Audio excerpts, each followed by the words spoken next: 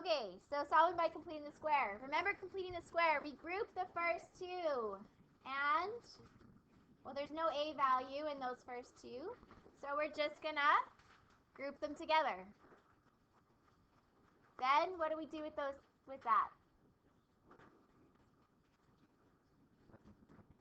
We divide who by 2? 6, and then do what to it? Square it. Which is -3 squared is 9. So if we add 9, we also have to subtract 9.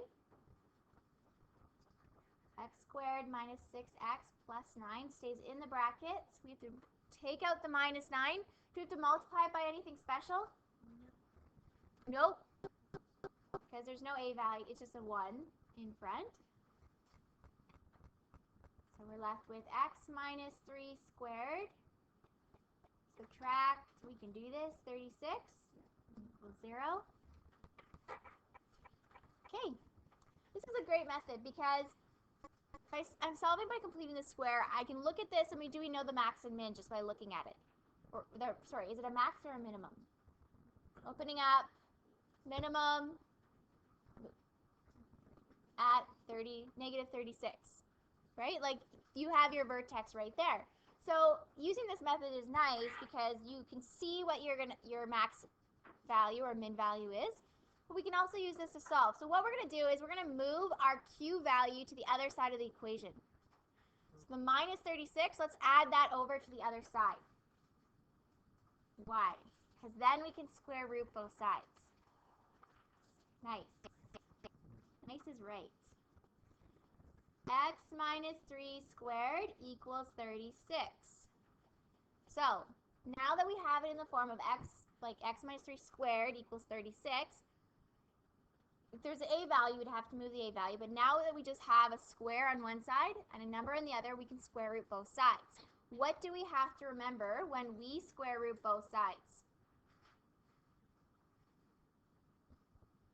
We haven't really covered radicals yet, have we? Well, plus or minus. Okay, so our x minus 3, oops, that's not blue. X minus 3 equals plus or minus 6. Because we had a square, right? When you square a number, it could be a positive or a negative. It's still going to come out positive. Okay, so we have two things we have to solve. We have to solve when x minus 3 equals positive 6 and when x minus 3 equals negative 6. So the positive case and the negative case. On the positive case, x minus 3 equals 6, what would x be? Add 3 to the other side. That gives you x equals 9. On the negative case, add 3 to the other side, and that gives us negative 3. And there's our solutions. X equals negative 3 and 9. Now, we could have factored this, and it would have factored to x minus 9 times x plus 3, and those are our solutions. And that would have been a really easy guy to factor. So it might have been a lot easier, actually, but this is a method you can use. So, B, should you try? Now you try.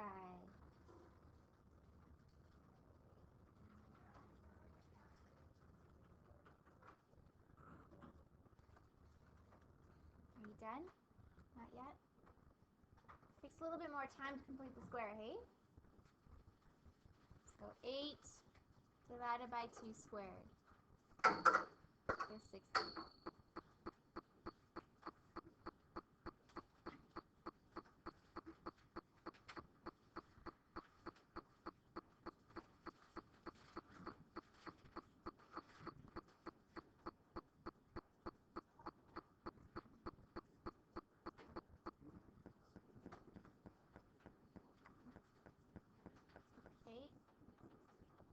So when you completed the square, you should have x plus 4 squared minus 25. Sorry.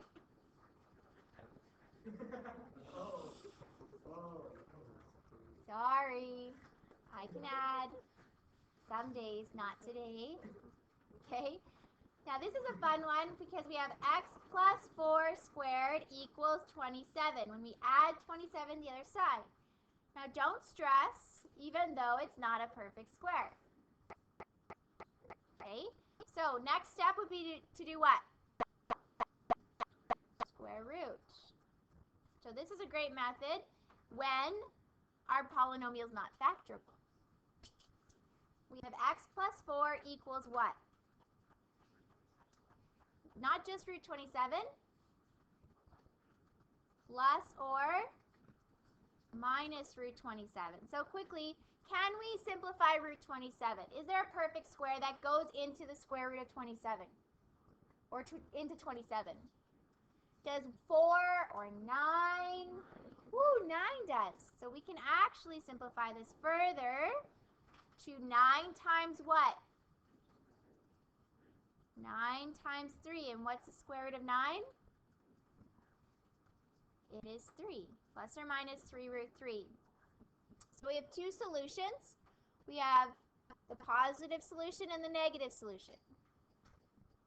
The positive solution is x plus 4 equals positive 3 root 3, or getting x by itself, what do? Minus 4. So if I subtract 4 to the other side, I'm going to write negative 4 in front instead of behind. Negative 4 plus 3 root 3. And the reason why I do that is it's going to relate to tomorrow's lesson. Okay, that's the positive answer. The negative answer, what do? Same thing, but instead, x plus 4 equals negative 3 root 3. Right, we have the positive case and the negative case. So again, subtract 4. They're not like terms. Remember, radicals, you can only subtract if they're like terms. So much writing with this method, hey? Negative 4 minus 3 root 3. There's our two answers. So that's the exact value. Now, could you get the decimal if I asked you to the nearest 10? Sure, type that into your calculator. So if I asked, say, to the nearest 10, where's my wabbit? There you are. Okay, so the positive negative 4 plus 3 root 3, and then negative 4 minus 3 root 3. So negative 1, so positive 1.2, oops, to the nearest 10th, 1.2, and approximately negative 9.2. Okay.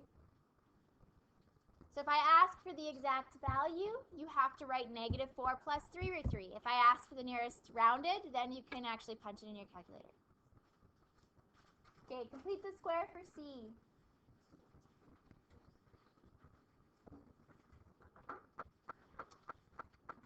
So on those cases that aren't factorable, completing the square is a way you can solve.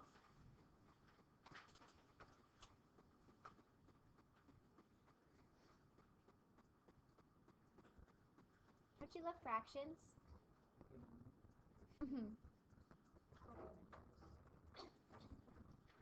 Remember, if there's an A value, you have to factor it out of those first two terms.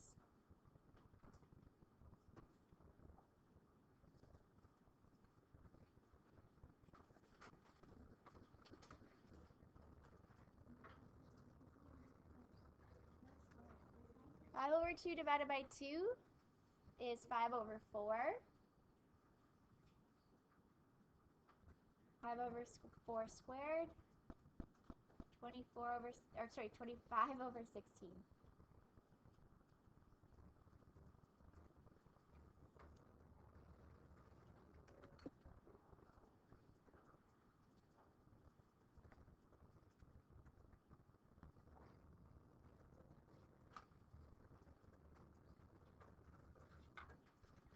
Bring the negative 25 over 16. What do you have to remember to do if you want to bring it out? Multiply by the 2. So that's That's 25 over 8. Okay.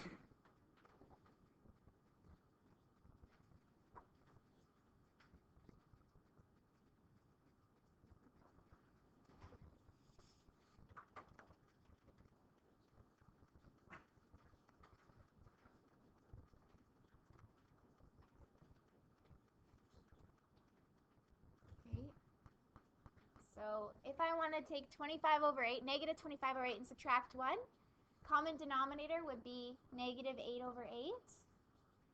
So you'd have minus, I can do this, 33 over 8, yes? Yeah, 33 over 8. Okay, equals 0. So now you can move the 33 over 8 to the other side.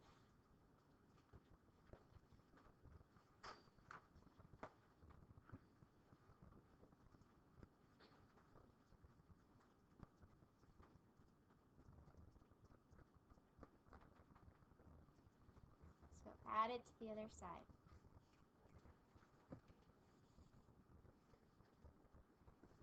Okay, can you square both sides right now? Nope, not yet. You have to get rid of your a value. How do we do that?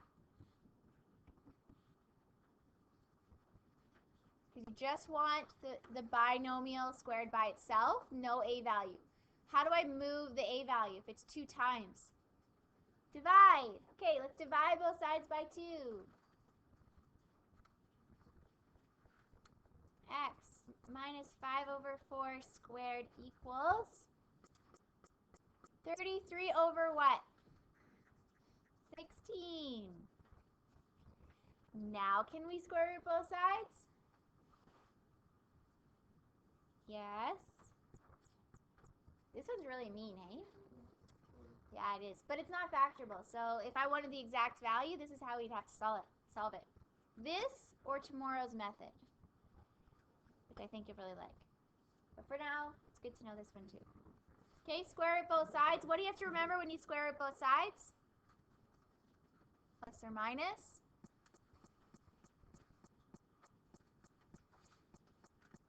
X minus 4, or 5 over 4 equals plus or minus square root of 33 divided by, can you square root 16? Yes, so instead of writing it as root 16, we can write it as 4.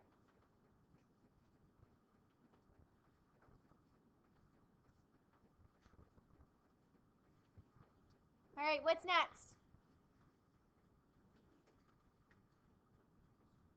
Well, we have the positive case and the negative case. We can write them all together if you want. So if I add 5 over 4 to the other side, I get my solution of x equals 5 over 4 plus or minus root 33 over 4. Or 5 plus or minus root 33 all over 4, common denominator. So we can also write it like that. That has the positive case and the negative case in it. Crazy? Yes? It is ridiculous. It's a lot of work just to get an answer, hey? My goodness, so much room for little mistakes. Nuts. You okay? Are you stressing out? You okay? Okay. All right, let's turn the page. We got 2 questions left. I think. Yes, that's it.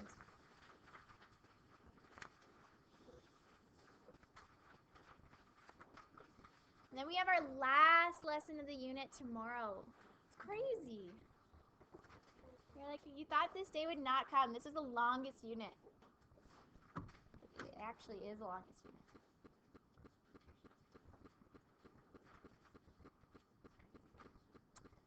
A ball's path through the air is approximated by negative 5t squared plus 20t plus 1, where the height is in meters and t is time in seconds. At what time does the ball hit the ground? So when the ball hits the ground, what does that mean? What 0? H. Our height 0. Or h of t.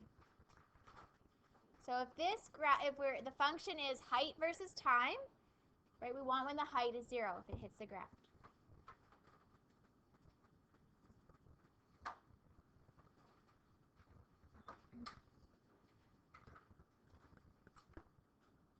Okay, so this one, I want you to answer to the nearest hundredth. You don't have to keep it exact. Okay? Do you want to try it on your own? Solve by completing the square. Because is that factorable? Right? Is this factorable? 5, 1, 1, 1. Okay, that gives me, no matter how I switch it, 1 and 5. That's not going to add to 20. So not factorable no matter what you do. So we need to complete the square because factoring is just not going to happen. So go ahead, have some fun, complete the square.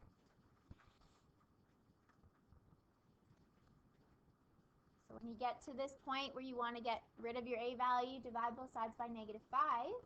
Negative 21 divided by -5 is 4.2. You can write this instead as 4.2 equals t minus 2 squared. It's a lot easier to solve that than 21 over 5.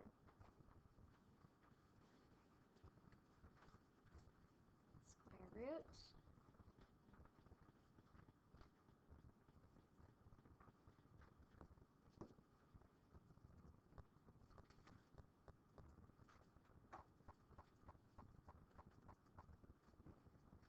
And add 2.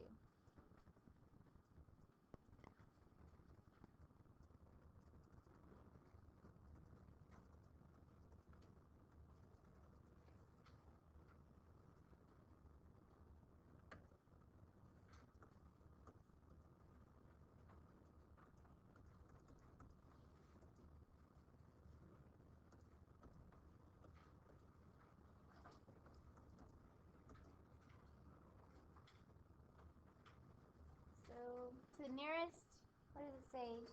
100? 4.05 and negative 0.05. Will we reject one of these answers? Yeah, which one? Okay, and so our final answer, it'll take 4.05 seconds to reach the ground.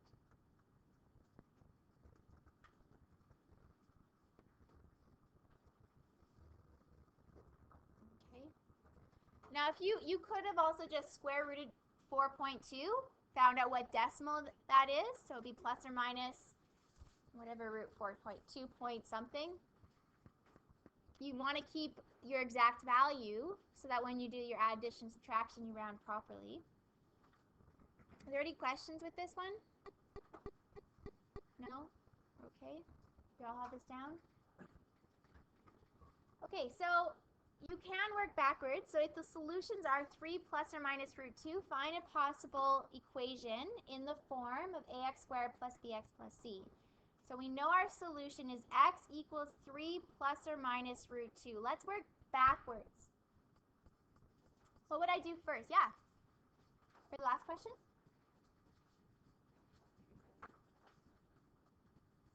How do we get positive which one? 21? When I multiply the -5 times the -4 to bring the -4 out. Okay. All right, so let's work backwards. What would we do first? Subtract 3. Good. Subtract 3. So we want x plus something or x minus something. X minus 3 equals plus or minus root 2. Now what? Square it. Square both sides. And we have x minus 3 squared equals. What happens when you square root a square? If you square a square root? They cancel each other out. So we're just left with 2. Okay, now what? Subtract the 2.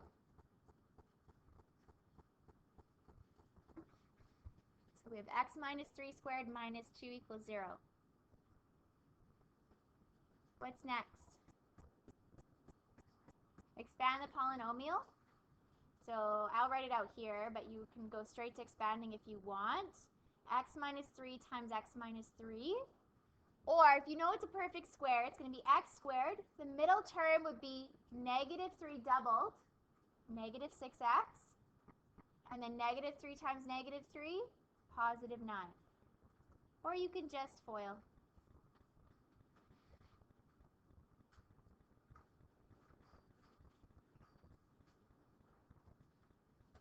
X squared minus 6x plus 7 equals y.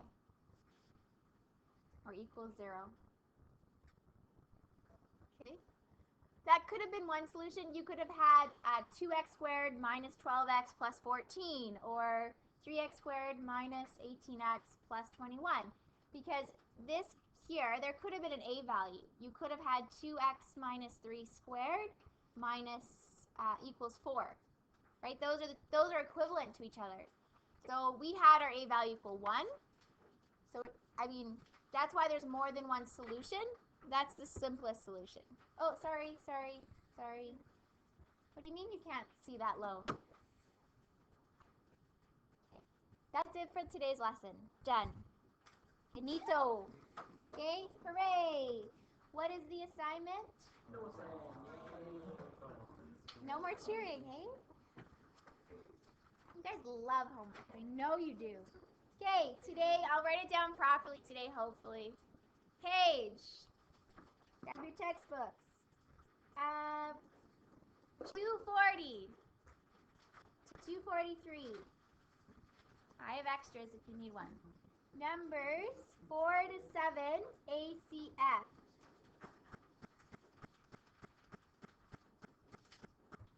Comma 8 to 11. And then because you're AP and special, 13.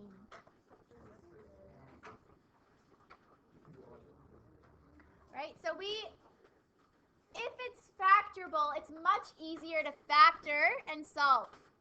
If it's not factorable, then we can complete the square to solve. Okay? So if you can factor, always factor. So much easier. Right, you got time today. Woo! On the next video, show us time to complete your assignment.